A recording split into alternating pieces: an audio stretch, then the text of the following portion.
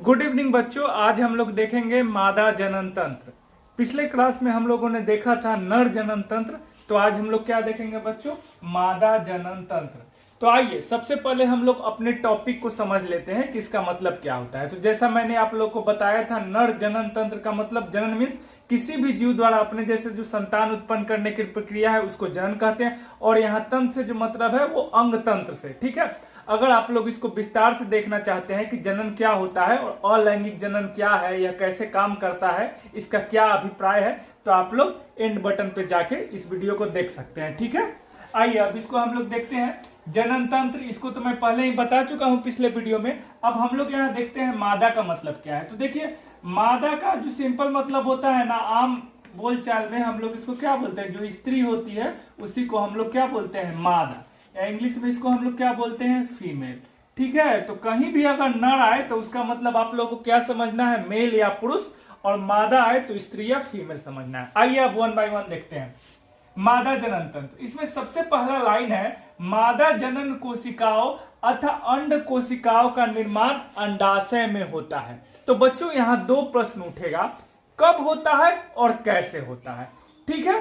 तो देखिए, जितने भी अंड कोशिकाओं का निर्माण होता है ना, वास्तव में इन्हीं अंड कोशिकाओं को हम लोग अंडा बोलते हैं या अंडाणु बोलते हैं। निषेचन के बाद जिनसे क्या हो जाता है बच्चों, युग्मज जाइगोट का भ्रूण का निर्माण होता है, ठीक है। तो यहाँ दो प्रश्न हमारे पास है कि इन अंड कोशिकाओं का निर्माण अंडाशय में कब होता है और कैसे होता है। तो यहाँ ये बात ध्यान देने योग्य है बच्चों कि कोई भी लड़की जब अपने माँ के गर्भ में होती है उसी समय उसके अंदर सभी अंडाणुओं का निर्माण हो जाता है। जन्म के बाद किसी भी तरह का कोई अंडाणु का निर्माण नहीं होता।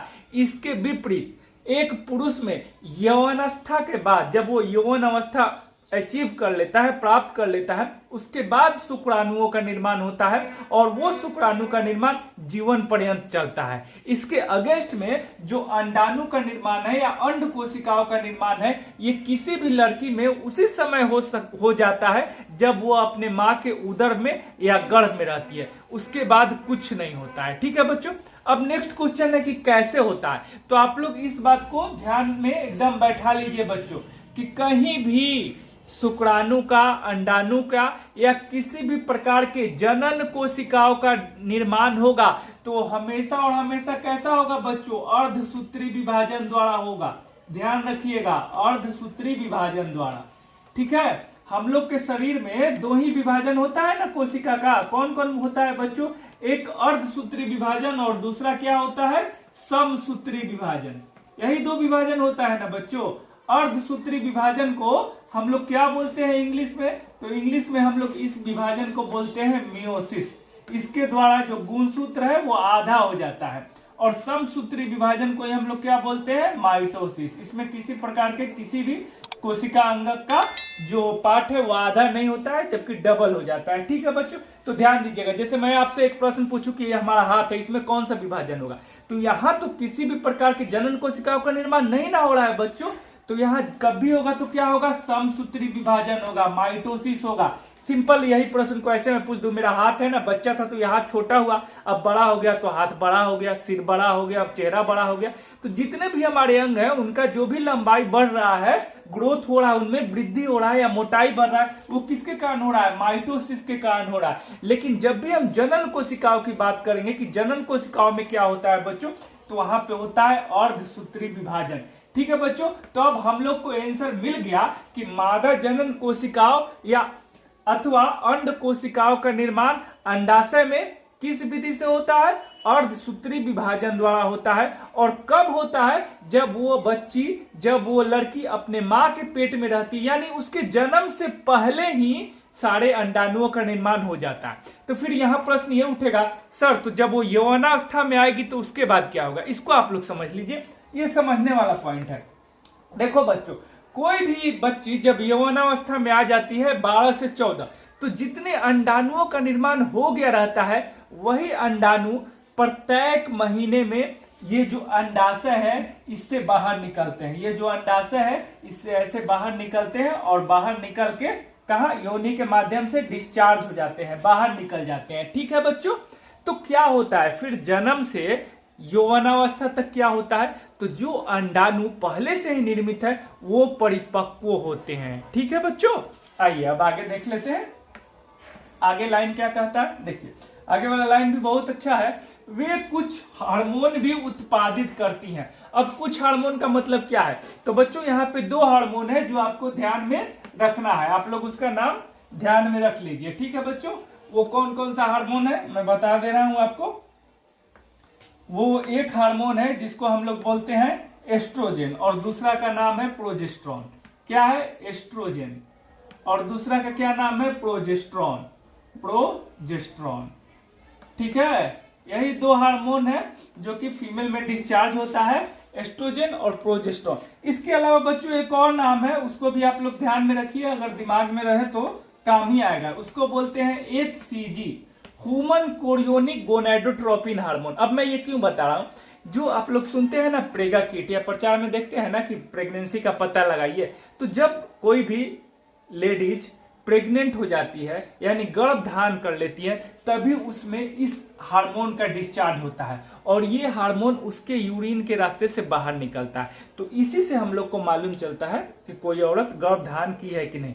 तो ये जो HCG हार्मोन है, इससे हम लोग को पता कर चलता है किस चीज के बारे में, कि गर्भ धारण किया है कि नहीं। इसलिए ये इंपॉर्टेंट हार्मोन है, किस बात के लिए, पता लगाने के लिए कि कोई भी फीमेल कंसीव की है कि नहीं। गर्भधारण के लिए एक स्पेशल शब्द है जिसको हम लोग क्या बोलते हैं, कंसीव, उसको लिख देते हैं कंसीव, कंसीव बोलते हैं। ठीक है बच्चों, आइए अब हम लोग देख लेते हैं और क्या है। अब देखिए यहाँ पे बोल रहा है चित्र 8.11 को ध्यान पूर्वक देखिए तथा मादा जनन तंत्र के विभिन्न अंगों को पहचानिए। आइए इसको देख लेते हैं और इसमें क्या क्या जानने लायक है वो मैं आप लोगों को बता देता हूँ। ठीक है बच्चों, तो देखिए इसमें क्या है उसको समझ लिया जाए। देखिए यहाँ पे जो सबसे हमारा पहला और इंपॉर्टेंट अंग है अंडाशय।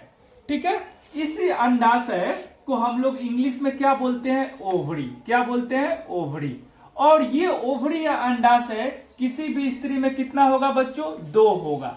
ठीक है, अब इस अंडाशय का काम क्या है, तो अंडाशय में अंडाणुओं का निर्माण होता है। ठीक है, या फिर और अच्छा बोले तो ये जो हम लोग अभी पढ़े हैं अंड कोशिका, उनका निर्माण कहाँ पे होगा, इसी अंडाशय में होगा।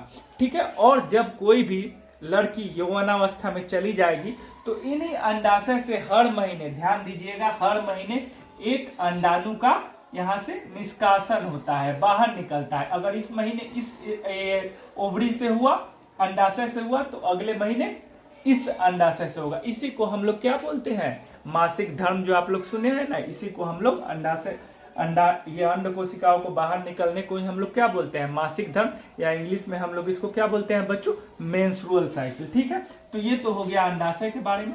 अब आइए, अब यहाँ पे एक और ये है, इसको हम लोग देख लेते हैं अंडवाहिका। अंडवाहिका क्या है, देखिए जैसा कि नाम से ही स्पष्ट है, वाहिका जो है ना ये ट्यूब के लिए यूज होता है। तो ट्यूब का पाइप का काम क्या है, किसी भी चीज को एक स्थान से दूसरे स्थान तक ले जाना, तो इसका नाम ही है अंडवाहिका। यानी जो अंडाणु या अंड कोशिकाएं हैं, इनको ये क्या हो जाएगा, अंडाशय से ले जाती है, कहां तक ले जाती है, गर्भाशय तक। अब देखिए गर्भाशय क्या है, देखिए नाम बहुत अच्छा है, नाम से आप लोग को सब पता चल जाएगा। हम लोग भोजपुरी में आम बोलचाल में इसी गर्भाशय को क्या बोलते हैं, बच्चादानी। जो आप लोग सुने हैं ना बच्चादानी, वो इसी गर्भाशय का नाम। अब इसका नाम से ही स्पष्ट है, गर्भाशय। इसका क्या है, अंडाशय, यानी निश्चित रूप से यहाँ पे क्या होगा, अंड कोशिका का आशय स्थान है, तो इसलिए इसको अंडाशय बोल दी। ठीक उसी तरह गर्भ का जो आशय स्थान है उसको गर्भाशय बोल दे। यानी जो निषेचन हो जाता है, निषेचन के बाद जो बच्चा तैयार होता है वो कहाँ होता है बच्चों, वो बच्चा यहीं तैयार होता है। ठीक है, इसीलिए इस जगह को क्या नाम दे दिया गया, गर्भाशय। क्या नाम दे दिया गया, गर्भाशय। और इसी गर्भाशय को हम लोग इंग्लिश में क्या बोलते हैं, यूट्रस, और आम बोलचाल में इसी को हम लोग क्या बोलते हैं, बच्चादानी। ठीक है बच्चों, तो यहां तक हो गया। अब ये गर्भाशय का जो सबसे बाहर वाला पार्ट है, इसी को हम लोग, यानी इसका मुख बोल सकते हैं, इसी को हम लोग क्या बोलते हैं, ग्रीवा। और ये जो योनि स्थान है, यहीं से आपका शुक्राणु अंदर जाता है। ठीक है बच्चों, अब आइए, अब हम लोग आगे देख लेते हैं कि आगे ये क्या कह रहा है। ठीक है बच्चों, आगे यहाँ पे अब बोल रहा है लड़की के जन्म के समय ही अंडाशय में हजारों अपरिपक्व अंड होते हैं। तो ये तो मैं आप लोग को पहले ही बता चुका हूं कि कैसे होता है, क्या होता है। यौवन आरंभ में इनमें से कुछ परिपक्व होने लगते हैं, दो में से एक अंडाशय द्वारा प्रत्येक माह एक अंड परिपक्व होता है।